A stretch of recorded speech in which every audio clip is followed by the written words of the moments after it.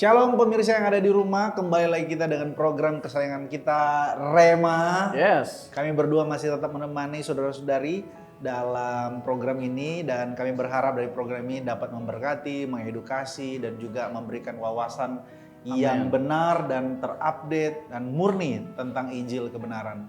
Kita masih dari tempat yang sama, brother. Di segmen sebelumnya kita bahas tentang Roh Kudus.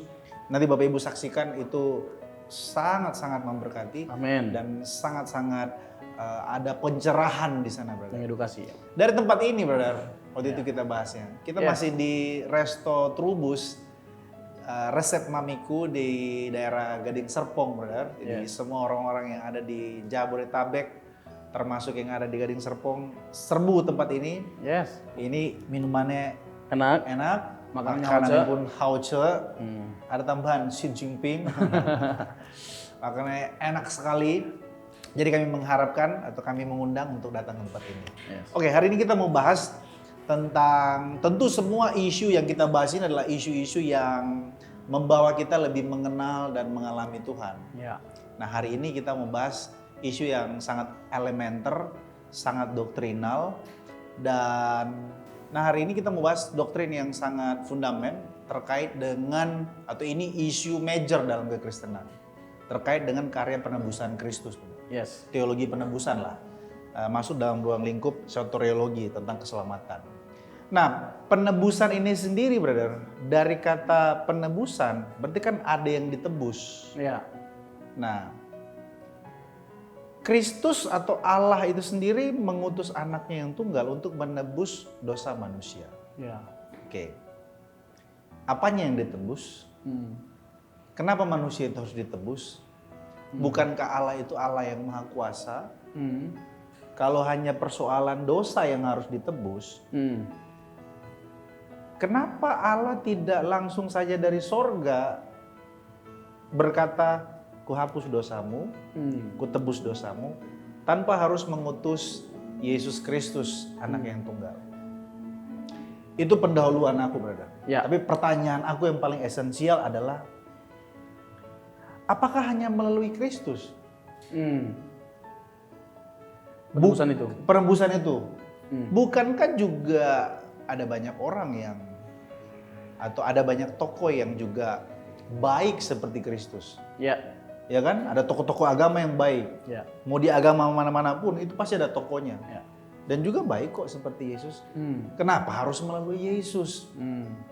Gitu. Kenapa hanya dia klaim dalam tanda kutip arogannya orang Kristen ini, hanya dialah jalan satu-satunya keselamatan?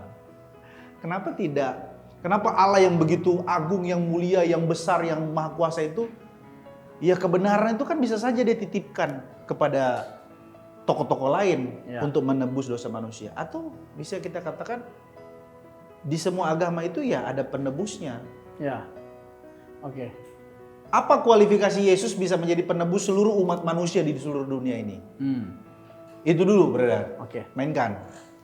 Ya, kita mulai dari definisi atau deskripsi penebusan itu sendiri. Oke, boleh. Jadi penebusan berarti Allah yang bertindak untuk menyelamatkan umat manusia dengan jalan mengutus anaknya yang tunggal. Dalam perjanjian lama, hal ini digambarkan dengan apa yang Allah perbuat melalui bangsa Israel. Oke. Jadi Allah mengeluarkan bangsa Israel dari perbudakan di Mesir. Lalu membawa mereka keluar ke tanah Kanaan. Nah, ini merupakan sebuah gambaran yang merujuk kepada apa yang Allah lakukan melalui Yesus Kristus.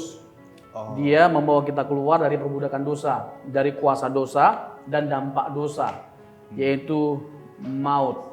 Jadi karya Kristus, karya penebusan Kristus adalah sebuah karya yang membawa umat manusia kepada keselamatan atau kehidupan kekal. Jadi sebagai orang Kristen, kita meyakini bahwa hanya dengan kematian Yesus 2000 tahun yang lalu, keselamatan atau penebusan itu dapat dihadirkan atau tersedia.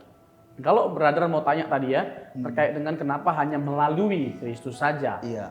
Nah, misalnya kita tariklah pada contoh 2000 tahun yang lalu, bahkan sebelumnya ada banyak orang yang mati dengan cara disalibkan.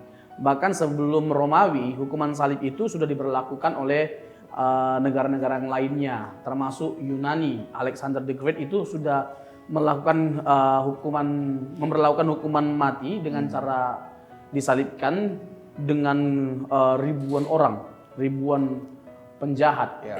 Jadi kenapa tiba-tiba yang untuk kasus satu orang ini berbeda? Ya. Kenapa Yesus Kristus ya bisa kematiannya, salibnya itu menebus atau menyelamatkan setiap kita dari dosa? Karena kematian Yesus adalah satu karya yang direncanakan oleh Allah. Oke. Kita mulai dari situ. Jadi kalau kita melihat perjanjian lama, kebutuhan akan hadirnya seorang juru selamat itu sudah ditegaskan, sudah disuarakan. Dan kita bisa melihat bagaimana Alkitab itu mencatat makin jelas gitu loh. Makin terang benderang dan mengerucut pada karakteristiknya seperti apa dan sebagainya macamnya. Misalnya Yesaya pasal 53. Ya. Hamba yang menderita, Ya. suffering servant, Ya. hamba yang menderita.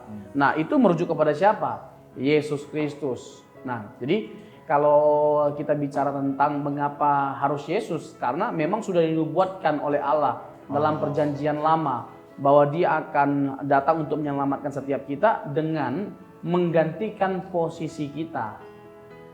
Menggantikan posisi kita.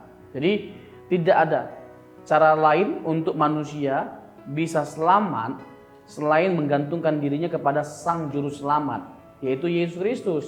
Tadi hamba yang menderita itu menarik. Itu kan nggak dipercaya sama orang Yahudi. Iya. Bahkan sampai detik Suffering ini. servant. Bahkan sampai detik ini orang Yahudi nggak percaya kalau Yesus itu penebus ya. Iya.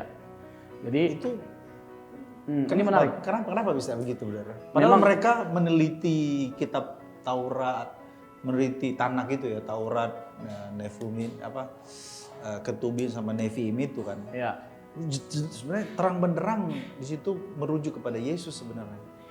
Ada 12 karakteristik dalam Yesaya 53 yang membuat kita tertuju pada Yesus Kristus. Itu udah pasti Yesus. Misalnya tidak bersalah, gitu loh. Dia tidak bersalah, tidak ada dosa pada dirinya. Jadi dia pada akhirnya dihukum karena pemberontakan kita. Dan itu hanya cocok dikenakan pada diri Yesus. Jadi kalau mau dikenakan pada Israel, memang bangsa itu bangsa yang menderita. Tapi bangsa itu bukan bangsa yang tidak berdosa. Bangsa itu adalah bangsa yang tegar tengkuk, yang banyak salahnya, yang keras kepala, dan yang bahkan tidak sedikit di antara mereka yang dibinasakan oleh Tuhan di padang gurun karena pemberontakan mereka. Ya. Dan lain sebagainya macamnya. Ya kitab Ulangan juga mengisahkan hal itu. Tetapi kita tahu kenapa kita mengatakan itu cocok dengan Tuhan Yesus. Karena Tuhan Yesus tidak bersalah, memang tidak berdosa. Kalau pada akhirnya dia dihukum karena menggantikan posisi kita. Dia mati bukan karena dia bersalah, tapi karena salahnya kita, karena dosanya kita. Gitu. Jadi cocok banget. Misalnya dalam Yohanes misalnya, Tuhan Yesus dalam satu kali kesempatan pasal 8 ya, ayat 46 bertanya, siapakah di antara kamu yang dapat membuktikan bahwa aku berbuat dosa? Ya. Tidak ada. Dalam Ibrani 4 ayat 15 bahwa dia sama seperti kita, sama manusia pada umumnya. Dia imam besar yang sama seperti manusia pada umumnya, hanya tidak berbuat dosa. Misalnya 1 Petrus pasal yang kedua ya, ayat 22 atau 22 sampai 24 lah ya. Di sana tegaskan bahwa Yesus itu tidak berdosa, dia tidak bercacat celah. Jadi jelas Alkitab menegaskan karakteristik ya, perjanjian baru secara khusus menjelaskan karakteristik yang ada dalam Yesaya 53. Oke. Jadi kalau mau bertanya sebenarnya cocok sama siapa? Cocok sama Yesus Kristus. Sama Yesus Kristus ya. Ya. Oke, Paten. Aku mau ke sini ke persoalan latar belakang kenapa akhirnya harus Yesus yang menebus dosa manusia. Kan dalilnya itu adalah upah dosa ialah maut. Jadi upah dosa itu ialah manusia harusnya semua binasa. Ya. Nah, yang bisa menyelamatkan manusia menuju kebinasaan itu ada banyak sanggahan. Ya, kita bisa kok kita selamat berbuat baik Ya. tanpa harus pribadi Yesus. Atau gini, keselamatan atau penebusan itu tidak hanya dimonopoli oleh Yesus kok. Ya. Ada tokoh-tokoh agama lain yang juga baik kok. Oke. Bahkan orang Yunani berkata bahwa Sokrates lebih baik dari Yesus. Sokrates nggak pernah marah. Tuhan Yesus marah-marah di pasar. Gitu. Oke. Bagaimana kita menjawab isu ini bahwa ini orang Kristen ini terlalu arogan.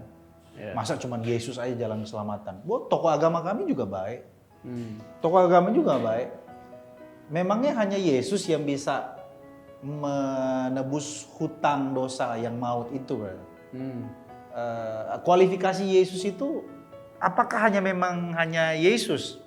Itu mungkin brother bisa tolong dijawab. Lalu kemudian juga tentang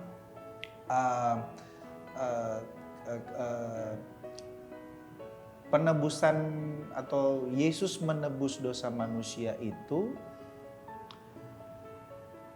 apakah untuk semua manusia atau hanya untuk orang Kristen? Ya. Oke. Soalnya kan itu sih perdebatan internal lah ya. Iya ada juga isu itu. Maksudnya clear kah kita untuk semua manusia memang dia mati? Ya. Gitu. Oke, itu kita clear. Mungkin lebih kepada pertanyaan ini. Ya. Kualifikasi Yesus, kenapa harus Yesus? Kenapa nggak yang lain? Kenapa nggak tokoh yang lain? Gitu. Boleh benar. Oke, ini menarik sekali ya menurut saya. Jadi begini, saya mungkin perlu untuk menjawab pertanyaan itu. Ini panjang lebar tadi uraikan pertanyaan itu, tapi esensinya sama. Jadi kurang lebih dengan saya menjelaskan inti dari Injil. Inti dari Injil adalah bahwa kita adalah orang berdosa. Kita adalah orang berdosa yang punya satu kepastian, yaitu binasa. Dan kita bukan hanya pasti binasa, tapi kita tidak bisa melakukan apapun untuk mengubah nasib kita. Masalahnya banyak orang yang berkata, kita ini orang baik. Nah itu dia. Kita nggak bikin dosa loh. Nah makanya kita nggak butuh ditebus. Iya, makanya kita kasih penjelasan yang logis. Kenapa perbuatan baik kita tidak akan pernah bisa menyelamatkan? Karena pada hakikatnya kita adalah orang yang berdosa dan semuanya ada dalam bayang-bayang maut. Iya. Roma pasal yang ke-6 ayat 23, upah dosa ialah maut. Ya. Dan Alkitab menegaskan hal itu kepada setiap kita. Jadi yang tadi brother, bahwa kita bukan hanya sekedar pasti binasa, tapi tidak ada usaha apapun yang bisa kita lakukan untuk mengubah nasib kita, termasuk perbuatan baik. Seberapa banyak dan seberapa besar perbuatan yang baik yang harus kita lakukan untuk bisa menyelamatkan kita? Tidak bisa. Misalnya seseorang yang divonis hukuman mati. Misalnya dia bilang begini, sebelum saya ada di persidangan ini, sebelum hakim menyatakan saya divonis hukuman mati, saya sudah melakukan banyak perbuatan baik. Pertanyaannya, bisakah perbuatan baik yang dia lakukan itu mengubah keputusan hakim untuk tidak menghukum mati dia? Kan tidak bisa. Seberapa banyak pun perbuatan baik yang dilakukan sebelumnya tidak akan mengubah nasib dia yang pasti dihukum mati. Gitu loh. Kecuali emang dia main bawah. Meja. Nah, di dunia begitu ya. Nanti menarik itu ketika kita membahas Roma 1 ayat 16 dan 17. Di sana kan ditegaskan bahwa Injil itu adalah kekuatan Allah, tapi juga Injil adalah kebenaran Allah. Kata dikaiosune dipakai di situ. Nah, itu erat kaitannya dengan sebuah pengadilan di mana seorang hakim menyatakan seorang terdakwa bebas dari semua tuntutan. Dan ini merupakan gambaran yang merujuk kepada apa yang Yesus lakukan. Jadi dia adalah korban substitusi. Dia menggantikan diri kita. Harusnya kita yang terhukum. Tapi dia membayar. Iya, konsekuensi itu, memenuhi konsekuensi itu, dia memikul konsekuensi itu. Hanya inilah satu-satunya solusi yang bisa membebaskan kita dari semua tuntutan yang ada. Baik, kita lanjut di segmen berikutnya, Brother. Thank you.